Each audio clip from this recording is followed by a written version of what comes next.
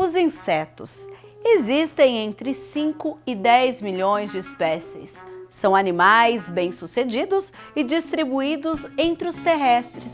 Em todos os habitats, exceto no mar, são muito abundantes, vivendo no solo, em locais secos, nas plantas, em água salobra e doce e inclusive sobre outros animais.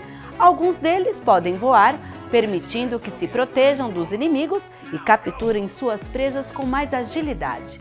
E apesar de muitos serem considerados pragas, o Meio Ambiente de hoje mostra que os insetos são muito mais importantes do que muita gente imagina.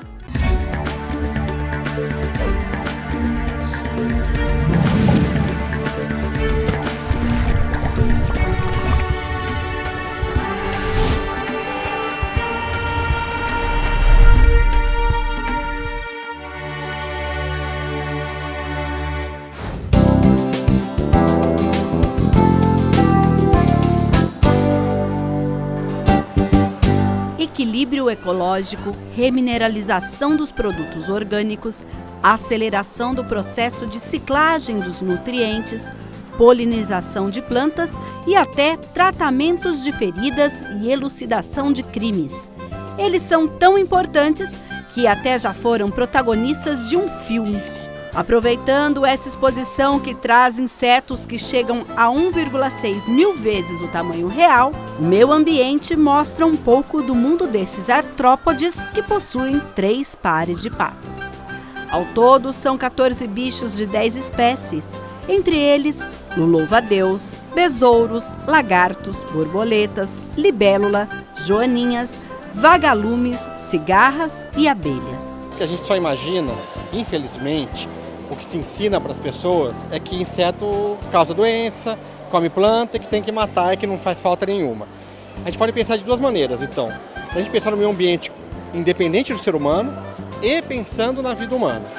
Se a gente pensar para seres humanos, é inegável a importância. Por quê? Insetos são, por exemplo, polinizadores de muitas culturas que servem de alimento para os seres humanos. Tem frutas que só abelhas polinizam. Por exemplo, o maracujá é uma dessas. E são abelhas grandes que vão nas flores, né? Não é abelhinha comum. Se a gente pensar na produção de mel, que é feita por abelhas também, que é usado largamente, né, em todo o planeta. Se a gente pensa em controle de pragas, existem muitos insetos que são predadores de outros insetos.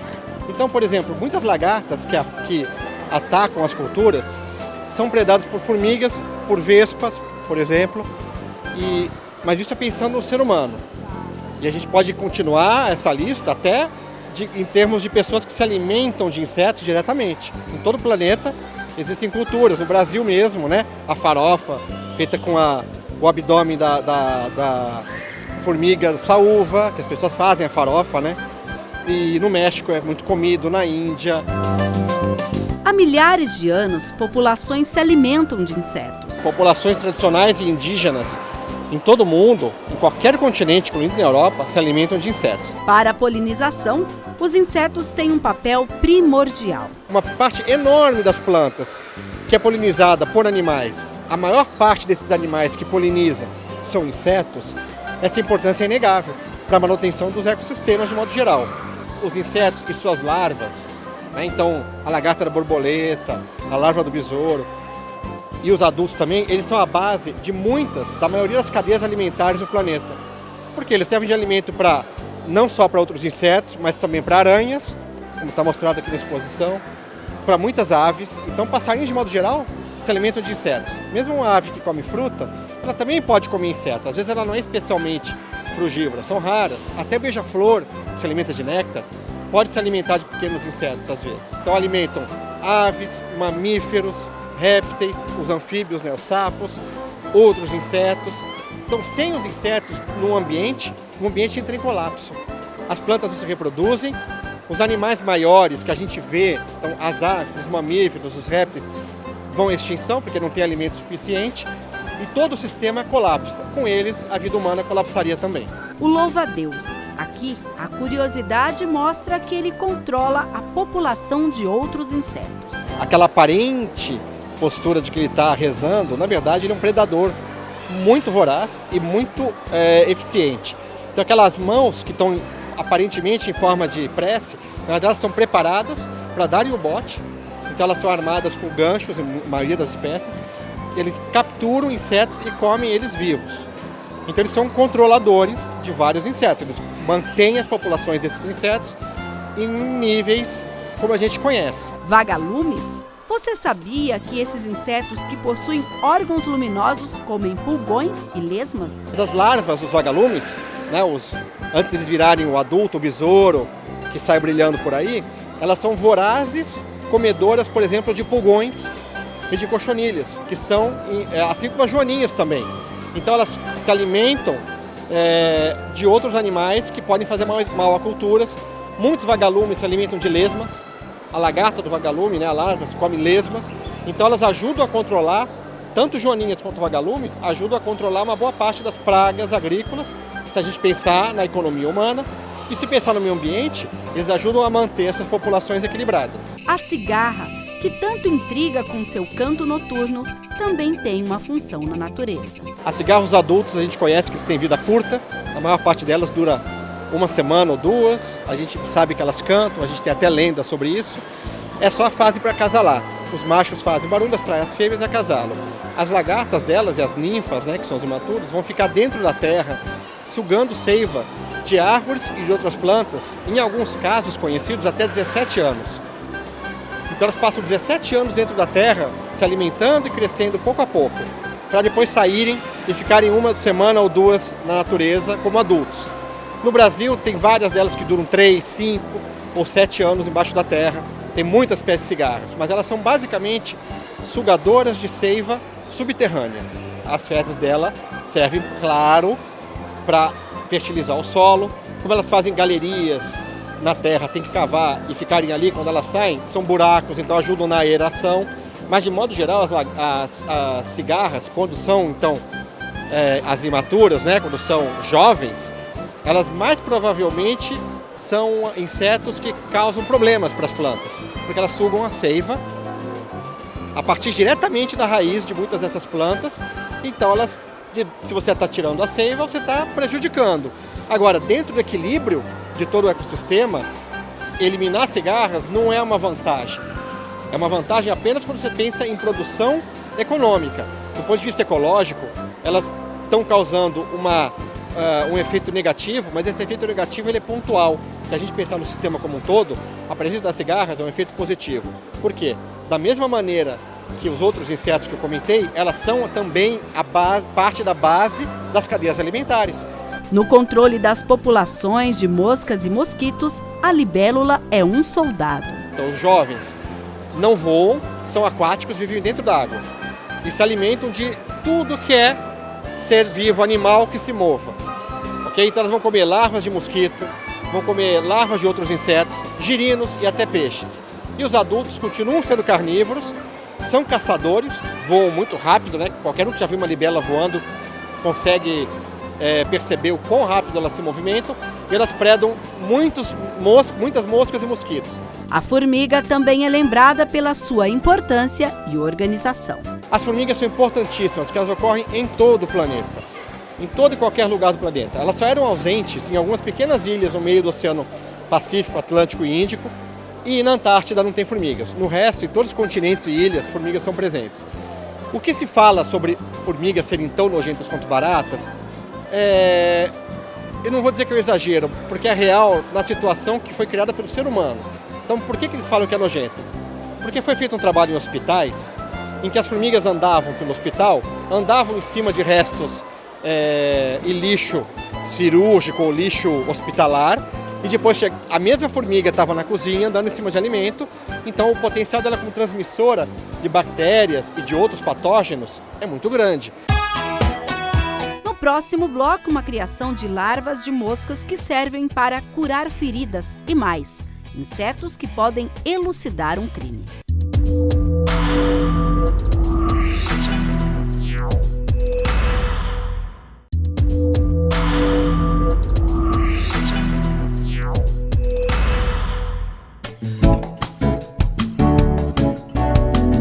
Laboratórios chamados de fazenda de moscas. Aqui, espécies escolhidas pelos pesquisadores da Faculdade de Biologia da Unicamp são utilizadas para a reprodução de larvas que serão usadas no tratamento de feridas. Em geladeiras climatizadas, elas são alimentadas com carne e depois, em uma fase maior, esterilizadas nesta mistura de serragem. E a gente veio aqui no Instituto de Biologia da Unicamp conversar com a doutora Patrícia, porque afinal, doutora, um dos insetos que mais geram repulsa na população são as moscas. Enfim, elas têm um papel importante na natureza. Qual é a função delas? Dá para desmistificar toda essa repulsa que a população sente? Sim, com certeza dá, e não é só porque é meu campo de trabalho, né? Mas assim, as moscas, do ponto de vista das moscas que a gente conhece, apenas 8% realmente ela vive mais próximo ao ambiente humano, né? E esse 8% em geral, ele pode gerar incômodo, mas a gente tem que diferenciar as moscas ruins das moscas boas, né? Aqui na Unicamp, nós trabalhamos com moscas e a gente tenta fazer esse papel, diferenciar qual é a parte nociva das moscas, o que a gente tem que controlar e qual é a parte benéfica delas. Certo. Num primeiro momento, a senhora fez um estudo sobre a entomologia. Eu queria que a senhora explicasse o que é isso, né? E de que forma esse estudo pode ajudar a gente a entender algumas coisas neste caso. Tá. Bom, eu sou apaixonada por inseto, eu crio insetos desde os meus 12 anos de idade, né? Então eu sempre observei as mosquinhas, né, com o papel delas na decomposição de nutrientes na natureza. Então, esse é um fator muito importante com as moscas. Então, as pessoas me perguntam, existe mosca porque elas nos atrapalham, elas enchem a paciência, atrapalham o churrasco. Na verdade, o papel delas é muito importante nessa questão da reciclagem de nutrientes na natureza, né? Aqui nessas inúmeras gavetas, moscas e besouros que participaram de investigações criminais, pois foram encontrados no ambiente ou no cadáver. No campo forense, o tamanho da larva pode determinar o tempo da morte. Conhecendo o tempo de vida delas, conhecendo o comportamento, a gente pode dizer quanto tempo uma pessoa foi a óbito. Porque as moscas chegam a um cadáver atraída por esse recurso, já que elas gostam de se desenvolver, elas se desenvolvem no lixo, na matéria orgânica, no corpo em decomposição.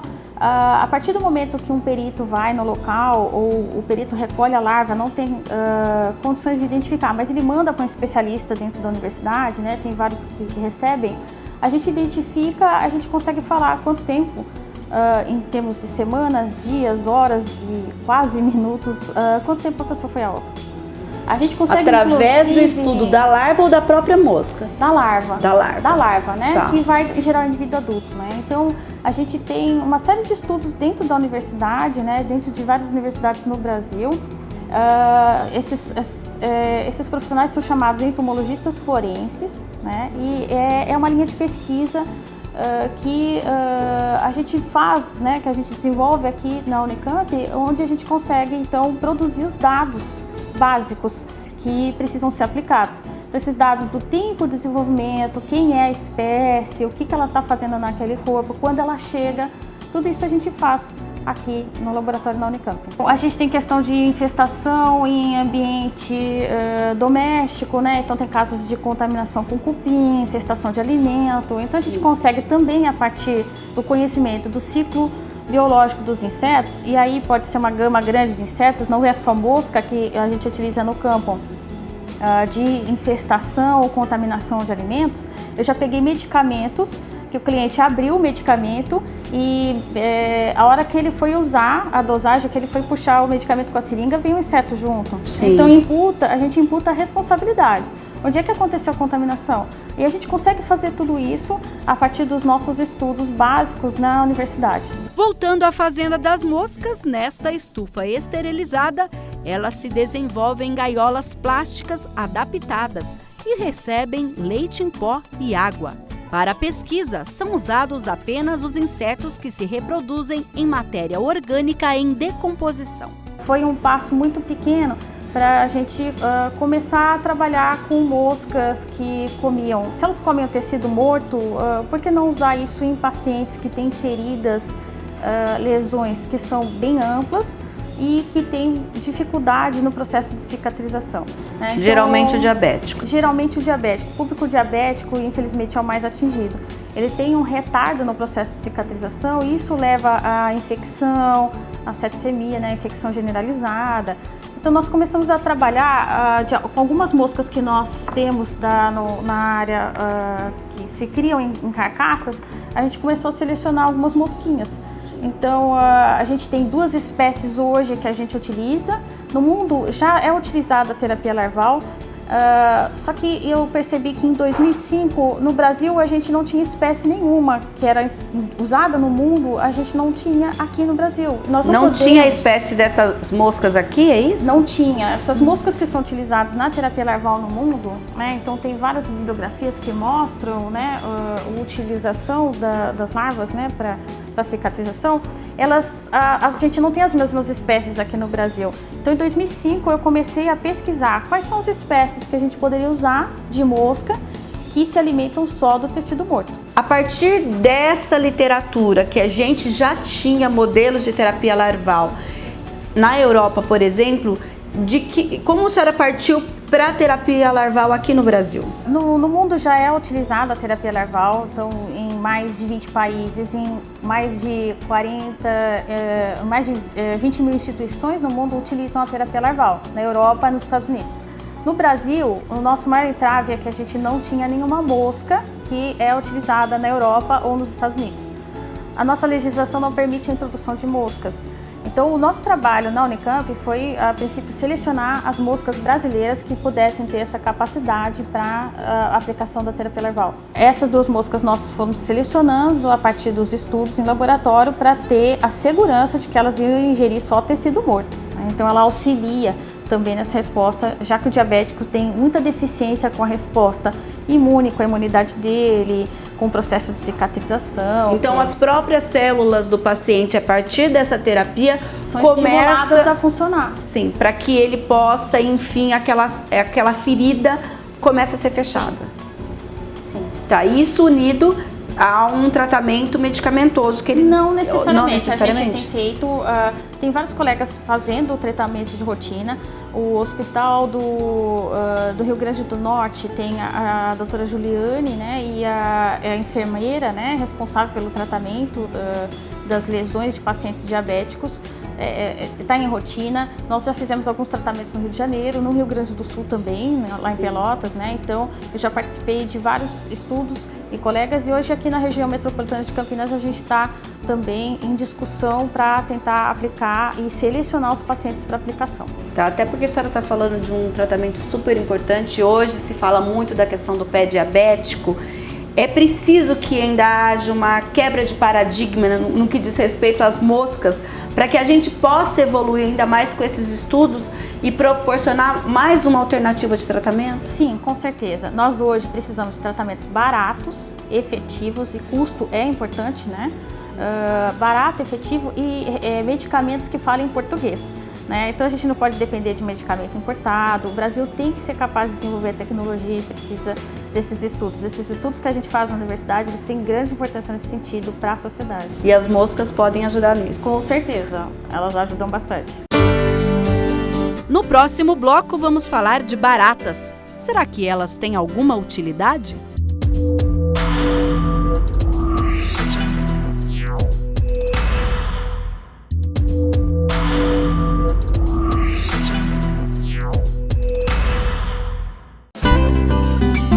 Inseto muito presente no ambiente urbano, encontrado em todo o planeta, e seu tamanho varia entre 3 milímetros a 10 centímetros de comprimento, dependendo da espécie.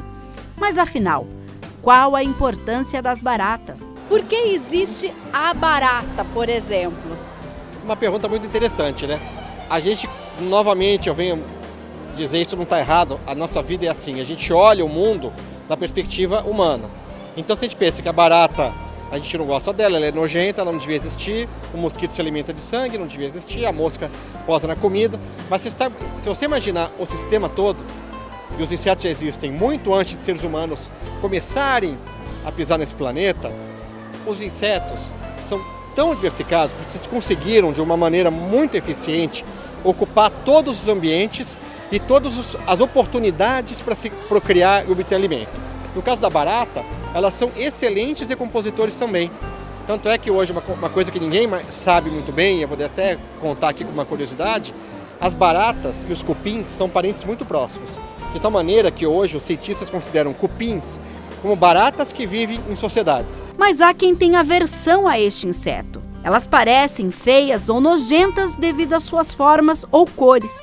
Muitas vezes estão associadas com a propagação de doenças e infecções. Tem até aí um termo que se usa, que é a entomofobia, que é o medo de inseto. É uma coisa psicológica que muitas pessoas têm e não sabem nem explicar por que tem. Agora, a barata, de todos os insetos, talvez seja a que mais cause esse sentimento de repulsa. Mas por quê? Isso tem uma explicação. A grande maioria das baratas, ela tem um papel importante na natureza e não prejudicial ao ser humano. Na verdade, elas são muito úteis.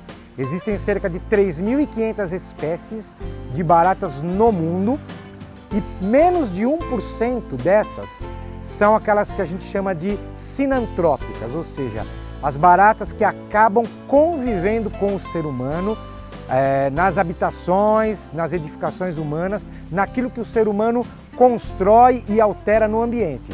Então, esse 1% ou menos, que dá aí no máximo umas 30 espécies de baratas no mundo, é que causa problema. Nós dizemos que as baratas são vetores mecânicos. Significa que ela é como se fosse um meio de transporte mecânico. Então, vírus, bactérias, protozoários e até ovos de vermes podem ficar aderidos no corpo da barata. A barata, ela tem um corpo, ela tem um exoesqueleto, um esqueleto externo, ela tem 3 pares de patas, 6 patas, 2 pares de antenas, asas, ela tem uma série de estruturas que possuem o que os entomologistas chamam de cerdas, como se fossem pelos. Então são centenas, milhares de pequenos pelos que ela tem no corpo. E cada uma dessas estruturas pode aderir esses agentes de doenças e ela vai carrear isso mecanicamente. Se você pensar que as baratas de importância para a saúde são essas sinantrópicas, que vivem nas habitações humanas, que vivem na rede de esgoto, que vivem em locais onde tem a presença de lixo, entulho e toda sorte de materiais acumulados, essas baratas estão em contato direto, por exemplo, com o esgoto. E aí, todo esse tipo de micro-organismo que vai fazer parte desse esgoto, desse resíduo, vai aderir no corpo dessa barata. Essa barata, essas espécies de baratas, elas frequentam os ambientes, por exemplo, restaurantes, hospitais ou mesmo a nossa casa. Então, mecanicamente, ela carrega isso. Então, uma série de doenças já foram detectadas. Por exemplo, toxoplasmose, a giardíase ou giardiose, o vírus da poliomielite, da paralisia infantil, alguns tipos de herpes vírus, a bactéria que causa cólera. Cólera, em especial, é uma doença cuja bactéria está presente nas fezes humanas. Então, se há uma epidemia ou um surto de cólera, aquelas fezes vão contaminar, por exemplo, a rede de esgoto. Então, essas bactérias podem ficar aderidas no corpo da barata e serem transmitidas. A barata é um dos habitantes mais antigos da Terra. Segundo especialistas, teria surgido há 400 milhões de anos, mas não teria se desenvolvido porque vive escondida. Elas são encontradas no planeta todo, mas apenas 1% é considerada praga urbana. O ser humano, por sua vez, deu as condições para que elas se reproduzissem no ambiente urbano. Ao longo aí de milhares de anos de convivência com o homem, as baratas e também outros animais, a gente pode pensar em roedores, em pombos, em uma série de animais que acabam convivendo com o homem porque o homem dá condições para ele. Isso é a sinantropia. Então o homem oferece abrigo, o homem oferece alimento, o homem oferece água e quanto mais o homem altera esse ambiente com as suas construções, depois isso vai ficando com problemas de manutenção, então nós temos prédios velhos, casas abandonadas, o esgoto a céu aberto, os bueiros que não recebem atenção, as frestas, as rachaduras, etc. Tudo isso vai ajudando principalmente as baratas, que são animais rasteiros, embora elas voem, são animais rasteiros e que aproveitam qualquer tipo de fresta. Mas há quem admira as baratas e as utilizam para a alimentação de outros animais e para a educação ambiental e até mesmo para a terapia. Eu sempre tive animais não convencionais e alguns desses animais eles se alimentam de inseto, às vezes exclusivamente, às vezes de forma parcial. Mas foi para alimentar esses animais que eu tinha e logo depois eu comecei a trabalhar com esses bichos no intuito de educação ambiental e terapia assistida por animais. Tenho projeto nas APAES da região e também eu vou até as escolas. Então nas escolas é educativo, mostrar para as crianças a importância que aquele bicho tem no meio ambiente, que não é de todo mal e sempre bem conscientizado, né? A criança não vai aprender a pegar uma barata na mão, fazer carinho, mas respeitar o bicho e entender que ele tem sua importância. Essas aqui elas são criadas em cativeiro para esse fim, tá? As espécies que eu tenho aqui, as duas são exóticas e elas são criadas para isso. Por quê? São espécies com uma proteína considerável, então é interessante para alimentação. O manejo também, porque, por exemplo, a barata americana que a gente vê por aí, que está no lixo, está no esgoto, ela escala tudo, ela voa tudo. Então, já pensou o manejo de eu abrir, o bicho fugir e tal? Essas daqui elas não escalam, por exemplo, tá? Não voam. Então é bem tranquilo. Aqui eu tenho a Red Runner, né? Que a tradução é uma corredora vermelha, porque ela corre muito e é vermelhinha. Esse bicho ele é bem proteico. Essa daqui tá tranquila, mas ó. Essa é a Blaberus. Quando adulta ela tem asa, quando ela é filhote ela não tem asa, mas essa asa ela não consegue voar, ela só usa para aterrissar, tá? Plainar um pouquinho. Deixa eu pegar um jovem. Aqui um jovem. O jovem ele ainda não tem asa, tá? Então eu uso tanto na alimentação animal quanto para fins terapêuticos. Eu não quero que as pessoas achem as baratas fofinhas e que, legal, tem uma barata na minha casa. É um convívio que não é interessante, tá? As baratas que a gente tem silvestres, as que a gente tem soltas por aí. O que eu quero é mostrar na educação ambiental o porquê que elas chegaram lá. Então, o lixo que eu produzo, o lixo que eu descarto em um lugar inadequado, vai ser alimento para esses bichos, vai atrair esses bichos, que servem de comida para outros. E aí vai ter escorpião na minha casa porque tem barata. Então, é esse lado educativo.